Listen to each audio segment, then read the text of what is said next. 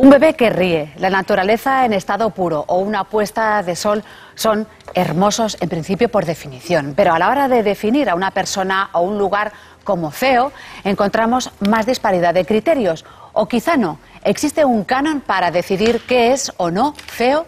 Hoy vamos a debatirlo en nuestra tertulia filosófica con nuestros invitados. Presentamos a Jorge de los Santos, de entrada, pensador, artista plástico, colaborador habitual del programa. Bienvenido, Jorge. Gracias, Marta. Saludamos también a Mónica Esgueva, coach, economista y autora del libro Mensajes para el alma. ¿Qué tal, Mónica? Hola, buenas tardes. Y por último, también damos la bienvenida a Ilia Galán, poeta y filósofo español, profesor de Estética y Teoría de las Artes en la Universidad Carlos III de Madrid, y relacionado con el tema acaba de publicar el libro El romanticismo y sus consecuencias actuales. ¿Qué tal? Bienvenido al programa, Ilia. Buenas tardes. Bueno, de entrada nos preguntamos si es posible definir qué es lo feo. Mónica.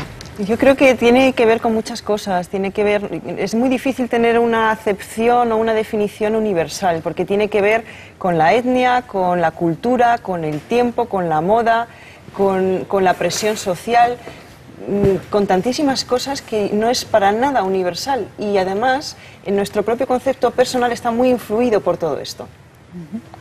¿Estáis de acuerdo, por ejemplo, profesor Galán? No estoy de acuerdo, porque entre otras cosas es cierto que la diferencia entre lo bello y lo feo cambia mucho de unas culturas a otras y de unas épocas a otras, pero sí que tenemos una predisposición genética para ciertos tipos de belleza, por ejemplo la belleza natural o la belleza corporal. Una persona que tenga elefantiasis o que tenga ciertos problemas físicos nos provoca repulsión. Y es una repulsión genética, y de hecho se está estudiando ahora en neuroestética ese tipo de elementos objetivos en la apreciación de la belleza que el siglo XX ha intentado destruir diciendo no, todo es relativo y todo vale. Por culpa de eso, nuestros museos están llenos de cosas feas. ¿Según los ojos que las miren? Según los ojos de la mayoría, porque claro, una cosa es que podamos ver la belleza hasta en las cosas más horribles. El investigador que está estudiando un fragmento de excremento, para él a lo mejor es maravilloso. E incluso para cualquier madre, a veces su hijo, el más feo del mundo, es maravilloso. El amor hace que todo sea bello. Pero como decía Platón, también las cosas bellas nos producen amor. Es decir, no significa que todo sea igual. Hay unas cosas que nos atraen más que otras. Entonces el problema del siglo XX es que ha intentado hacer una tabula rasa y que todo sea igual. Y eso no es así. Si todo es relativo, aquí no hay ningún criterio. Eso ha sido muy bueno para los que han querido hacer negocio con el arte. Pero creo que eso va a cambiar en las próximas décadas y muchos de los que nos ven lo van a contemplar también. Pensaba que iba a decir negocio con la belleza, que también, ¿no? Pero bueno, nos falta la aportación de Jorge. Es así, yo coincido con los dos bastante, en el sentido de que es complicado, es muy difícil. La categorización de feo es muy difícil, muy compleja. Además se refiere a las emociones, a la ísthesis, a la estética, y eso se lleva fatal con las palabras. Es decir, hacer un discurso sobre una categorización estética es muy complicado. Por otro lado, también coincido con Ilia en que normalmente lo feo se define como contravalor de lo bello. Es decir, es muy difícil hablar de lo feo sin mentar o sin mencionar a lo bello. Me acuerdo cuando este país era otra cosa, no hace mucho, ¿no? Irse a comer unas gambas, por ejemplo, no era un hecho, sino era un acontecimiento. Una vez, para celebrar en casa una buena noticia, pues mi padre, que yo era muy niño, pues me llevó, y yo, claro, ante el plato de gambas me entró una ansiedad enorme, ¿no? Yo miraba las gambas y me dijo, hijo mío, no te preocupes, tú no te preocupes. Dice, las gambas buenas son las que están al lado de las pequeñas. Es decir, siempre ese valor y ese contravalor está, ¿no? Es decir, bello es aquello opuesto a lo feo, ¿no? Entonces, claro, de todas formas te quedas un poco acortado, ¿no? Porque es difícil. Lo que pasa es que creo que tienes toda la razón, sí. O sea, la belleza al final y la fealdad, todo esto es por contraste. Si todo fuera perfecto y bello, no apreciaríamos la belleza, porque necesitamos unas dosis de fealdad para poder apreciar la belleza. El caso es que no sabemos cuánto, ¿no? Si es un 20, un 30 o un 40%. Pero sí que hay muchas cosas de la fealdad y de la belleza que son muy relativas. Sí, sí. O sea, yo, por ejemplo, si a un africano que no ha oído nunca música clásica, poner a Bach o a Debussy le parece horrible. Yo cuando voy a la India y me ponen la música india a tope, no la soporto, me parece realmente fea. Entonces, esa apreciación viene muy dictada por dónde vives, por tu entorno, ¿no? Entonces con esos condicionantes, entonces, es una apreciación estética o una categorización estética o moral.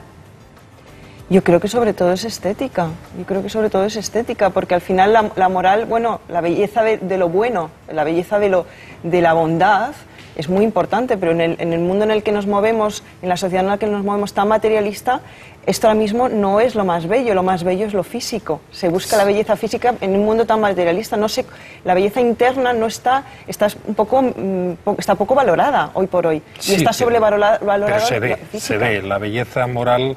Los griegos siempre unieron belleza estética a belleza moral. Bien, sí. Y decían, y en español lo decimos, un carácter, una acción bella. Una acción bella es una acción moral.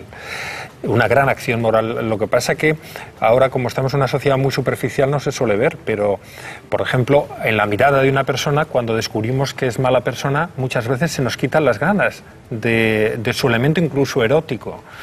O sea, apreciamos a veces más la belleza de alguien que es neutro que una persona que es muy guapa, pero a lo mejor es tonta o es malvada. Es decir, es verdad que el elemento cultural es importantísimo y el entorno. Lo que pasa es que cuando aprendemos los elementos culturales de la música hindú, aprendemos a valorar sus elementos positivos.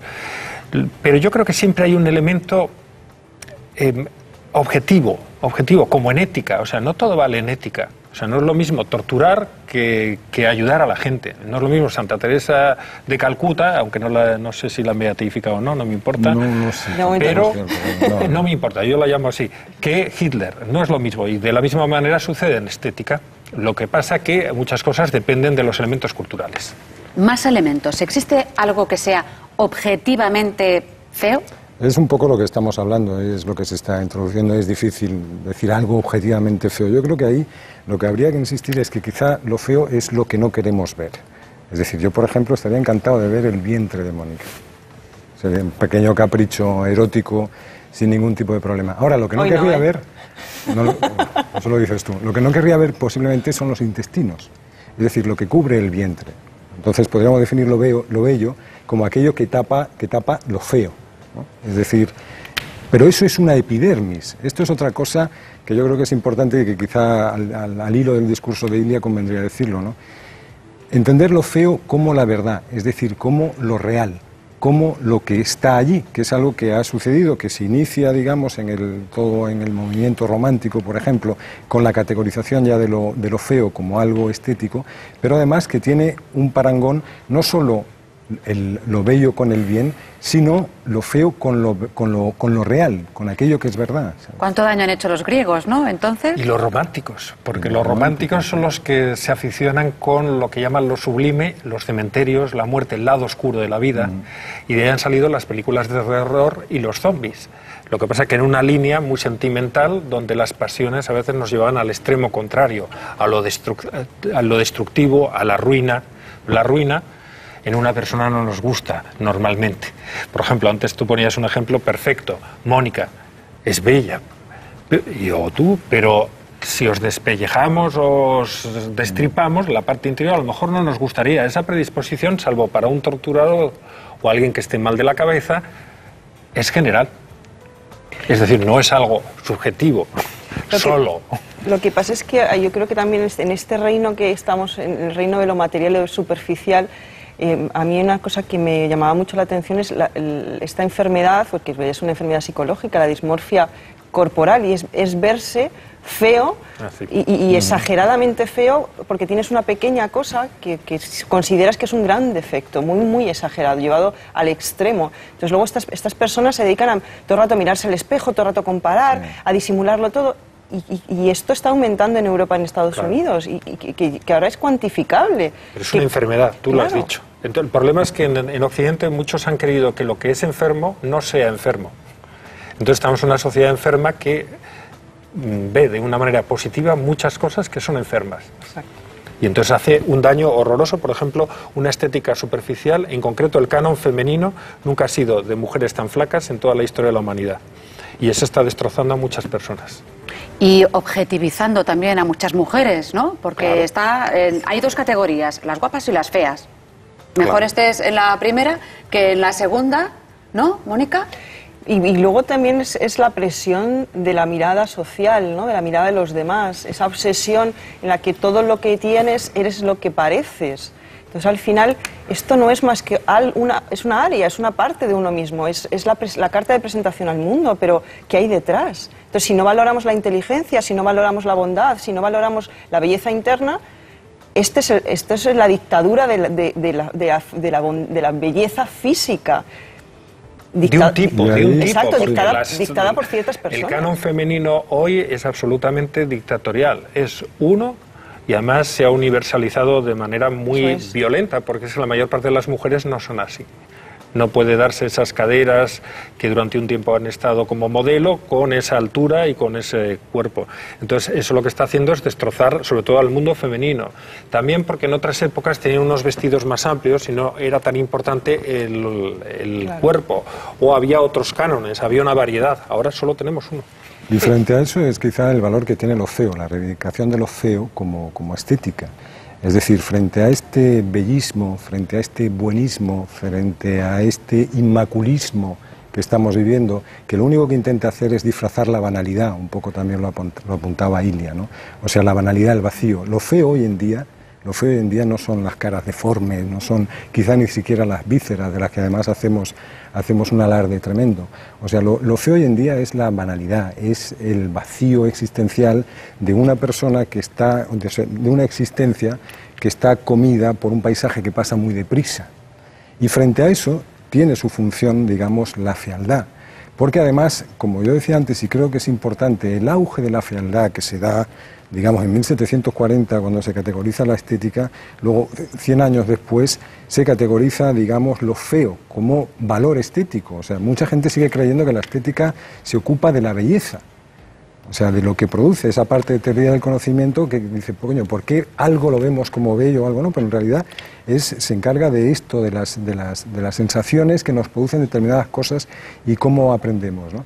Pues claro, en ese momento se produce la ilusión, digamos, de que vamos a convertir algo que es la realidad en algo armónico, algo racional, algo simétrico, que es una de las bases, digamos, de la belleza, o sea, la simetría, la repetición en música, por ejemplo, ¿no?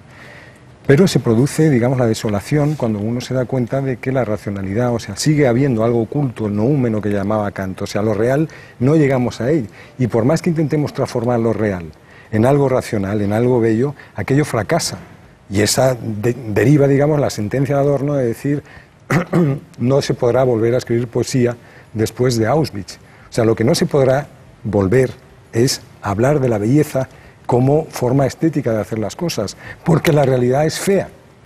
Y no podemos negarnos a ello. Hablando de la realidad, dejando un poco de lado las personas, existen cosas feas, edificios feos. De hecho, tenemos unas imágenes que, según el periódico inglés The Telegraph, nos muestran cuáles son los edificios más feos, según el criterio de este periódico. Quizá el profesor Ilia Galán nos podría comentar un poco, por ejemplo, lo estamos viendo aquí en esta gran pantalla que tenemos detrás, ¿no? Estos edificios son feos, según el criterio de este periódico. ¿Qué es lo que podría decir? ¿Son objetivamente feos? No, yo ahí hablaría de que son relativamente feos para ellos y depende del momento cultural.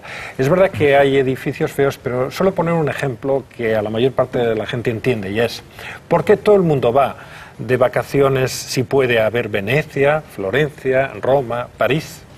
Y no los suburbios de las grandes capitales, como podría ser Barcelona, Madrid. ¿Por qué? El turismo te da una muestra de dónde está la belleza, dónde está la fealdad. ¿Por qué casi todos los ricos quieren vivir en los mismos sitios? Porque huyen de la fealdad.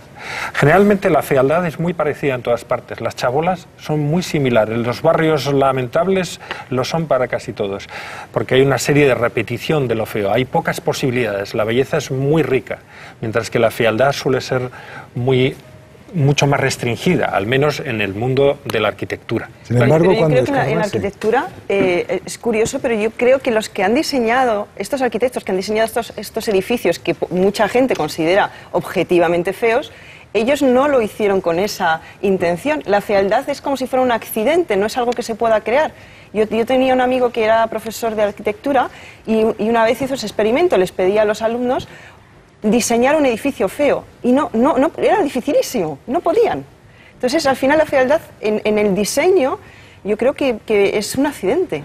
De todas formas, hay un canon, hay un canon de fealdad. Quiero decirte, hay que saber, cuando construyes, digamos, por ejemplo, lo feo, como en el ejemplo que decía Mónica, hay que saber construir lo feo para no, por ejemplo, caer en lo grotesco, no caer en lo cómico. O que te digan es que no lo has entendido, ¿no? No lo has entendido. Hay cosas feas que son feas en el sentido de que no provocan ningún tipo de reacción.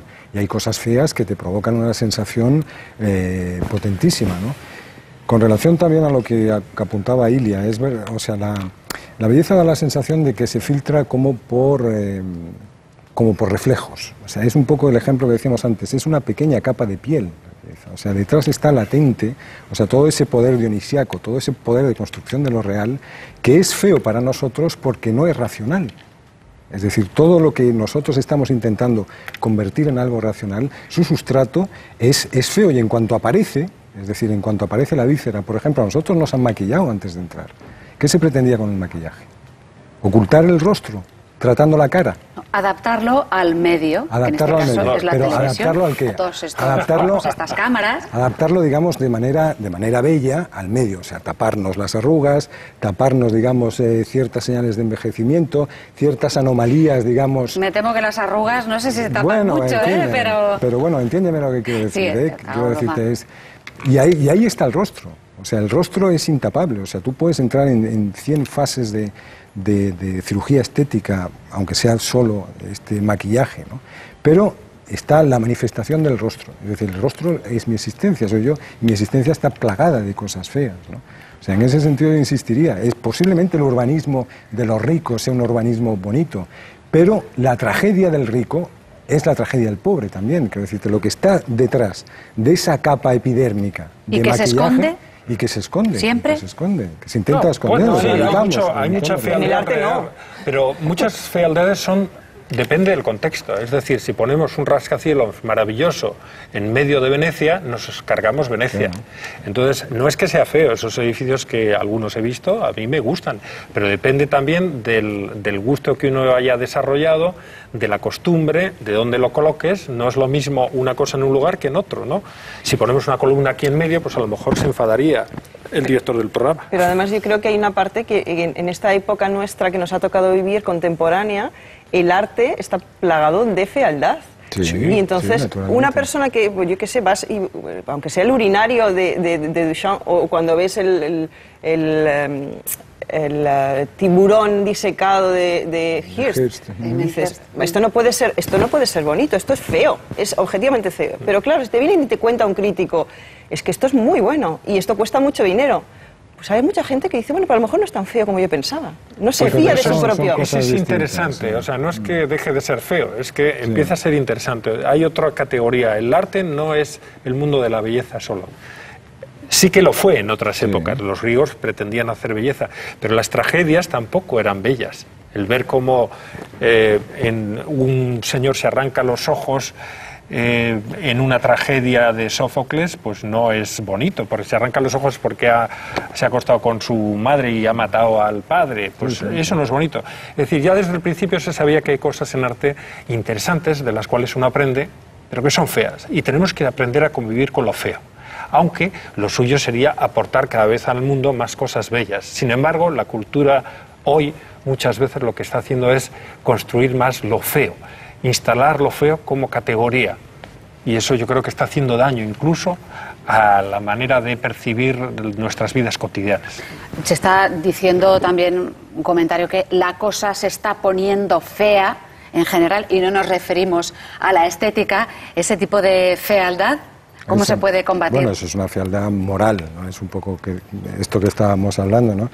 Y que tiende, la cosa se está poniendo fea por esa penuria que estábamos hablando, que no es una penuria económica, es una penuria de comprensión, es ese prototipo, digamos, de convertirnos, el deseo de ser una vaca suiza, ¿no? Aquello, decir, de estar pastando tranquilamente y de ver la vida pasar sin ningún tipo de problema y sin ningún tipo de compromiso ni de confrontación con la propia existencia. Frente a eso yo insisto, quizá ese es el origen de la fealdad en el arte moderno, de esa fealdad que en el romanticismo tiene su inicio, ¿no? Es decir, no viváis de espaldas a lo que no entendéis pero os constituye, es decir, no viváis de espalda a la fealdad, a vuestros intestinos, a vuestra irracionalidad, al dolor, al mal, al sufrimiento, porque lo único que vais a conseguir es ese prototipo de vaca suiza. En esa vaca suiza, por ejemplo, en ese convertirnos en vaca suiza están los bienes de especulación artísticos de los que hablaba, por ejemplo, Mónica. Ese arte contemporáneo de Hirst, de Kunz, de toda esta gente que lo único que está haciendo, coño, ¿quién los promociona? Los promociona un publicista. Entonces la fealdad está ganando terreno en la parte estética. La tontería, más que la fealdad. Yo insisto, ha triunfado, o sea, lo feo. Claro. Lo feo es el rey, ahora en muchas exposiciones de arte contemporáneo. Entonces yo lo que critico es la hegemonía de lo feo. Entonces propongo la rebelión de lo bello. ¿Por qué no volver a la belleza? En arte también. No porque lo feo no tenga lugar, es interesante, hay muchas cosas feas que las necesitamos, tenemos que enfrentarnos a la fealdad, sobre todo para no vivir superficialmente, porque la belleza muchas veces es, como decíamos antes, una belleza interior, como la belleza moral, eso es lo fundamental. Pero en un mundo superficial, curiosamente, si viniera un marciano a un museo nuestro y viera que un artista vende sus excrementos enlatados, y eso se valora a precio de oro, o urinarios y otras cosas. Habría que ver cómo también ese marciano, ¿no? Quizá habría que ver estéticamente, entonces igual revelaría muchas cosas. Estamos a punto de terminar. Sí, yo lo que diría es que hemos entronado en el arte la fealdad, y esto es lo que yo creo que ahora mismo tendríamos que hacer un poco el camino de vuelta. Pero es cierto que en la vida de todos los días, la fealdad, las cosas feas hay que integrarlas, porque si no van al inconsciente y aquello que está en el inconsciente nos daña. Para simplemente distinguir que no hemos entronizado lo feo, hemos entronizado lo banal, la basura. Bueno, eso es lo peor. Pues Ilia, Jorge, Mónica, muchísimas gracias. Hemos terminado. Gracias a ti, Marta.